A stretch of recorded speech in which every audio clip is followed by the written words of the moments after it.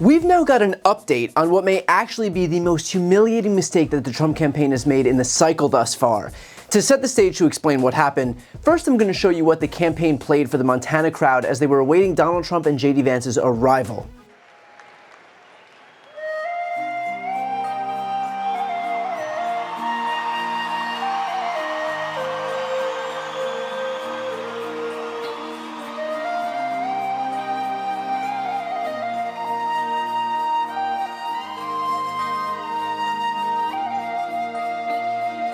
Every night in my dreams, I see you, I feel you. Let's very quickly level set here. Trump's campaign is sinking in the polls. His lead in virtually every battleground state has disappeared. He's raising less money than Kamala, has fewer field offices than Kamala, fewer volunteers than Kamala, is dissembling on a daily basis. And his campaign decided that the song they would pump into the auditorium was the famous theme song from a movie about a literal sinking ship. Either there's a mole in the Trump campaign or they're just that inept. Either way, that was pretty humiliating for the campaign.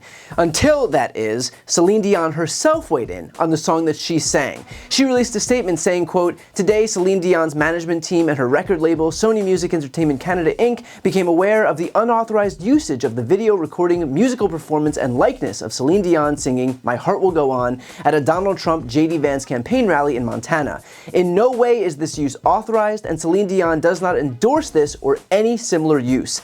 And really, that song, even Seline Dion recognizes the curious nature of using a song about a sinking ship during a campaign rally for a candidate who just so happens to be emulating a sinking ship.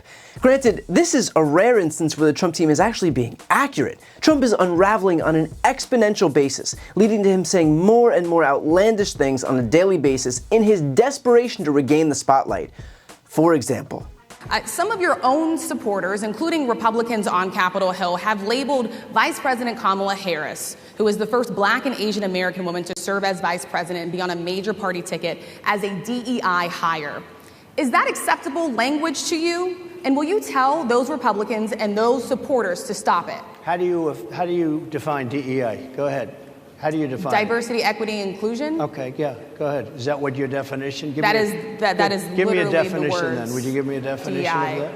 Give me a definition of that. Sir, I'm asking you a question, No, a you very have to direct define question. it. Define it for me, if you would. I just defined it, sir. Do you believe that Vice President Kamala Harris is only on the ticket because she is a Black woman? Well, I can say no. I think it's maybe a little bit different. So, I've known her a long time indirectly, not directly very much, and she was always of Indian heritage, and she was only promoting Indian heritage. I didn't know she was Black until a number of years ago when she happened to turn Black, and now she wants to be known as Black. But I think that the people of January 6th were treated very unfairly, and they were there to complain, not through me, they were there to complain about an election.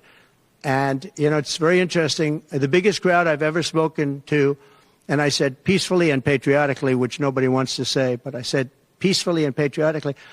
The biggest crowd I've ever spoken to, and you've seen, Maggie, I was at the mall, I was at the Washington Monument, I was at the whole thing. I had crowds, I don't know who's ever had a bigger crowd than I have, but I had it many times.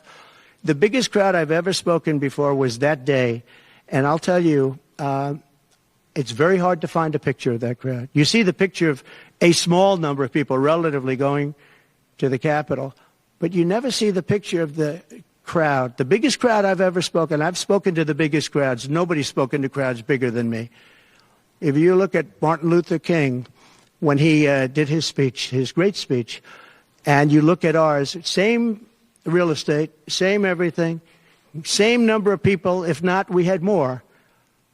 And they said he had 1 million people, but I had 25,000 people. But when you look at the exact same picture, and everything's the same because it was the fountains, the whole thing, all the way back to from Lincoln to Washington, and you look at it, and you look at the picture of his crowd, my crowd, we actually had more people.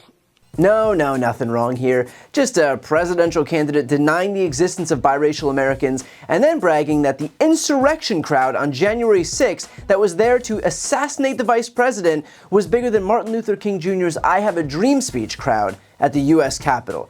This is certainly not a man who feels backed into a corner and is desperately trying to regain the spotlight while only managing to remind Americans of the utter insanity that leaves his lips whenever he opens his mouth. The only thing that could make Donald Trump's campaign decision to play the Titanic theme song seem tame by comparison is just Donald Trump merely answering reporters' questions and speaking extemporaneously. But that's the thing. For so long, Trump has felt that the only way to win, the surefire way to succeed, was for him to just go out there and do something himself. Why? Because the attention he got in 2016 is why he won the presidency. And so now, he's been conditioned to believe that anytime the cameras are on him, he'll just win. But in fact, it's the opposite. Him winning in 2016 was a fluke. The only consistent consequence of Trump being in the spotlight is that people realize what a straight-up fool he actually is.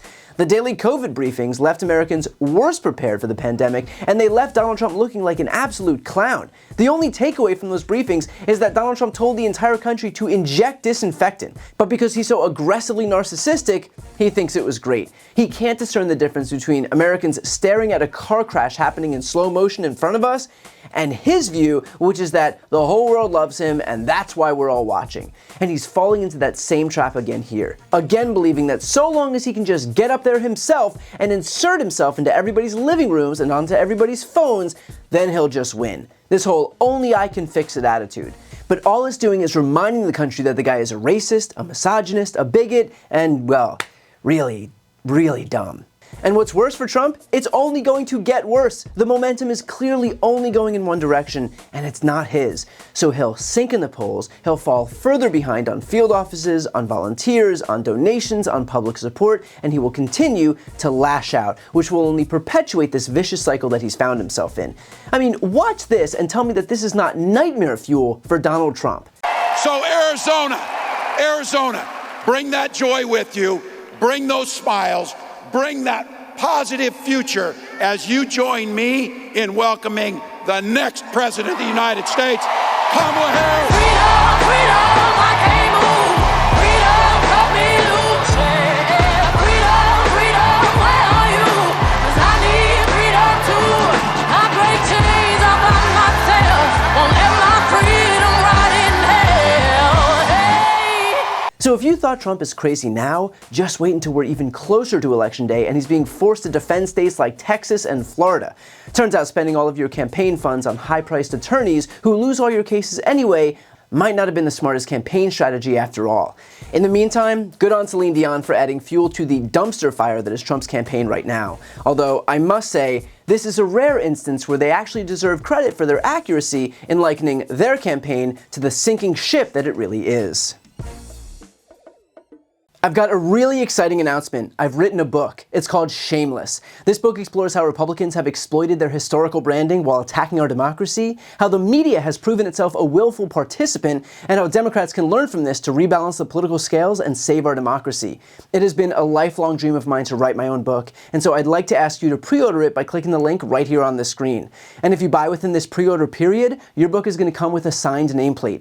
As you know, I've never had a single sponsor on my channel. I don't ask for money or anything like that, but if you're looking for a way to support me, this is hands down the best way to do it. So again, follow the link right here on the screen, and thank you from the bottom of my heart for pre-ordering Shameless. And as always, make sure to subscribe to see more of my content.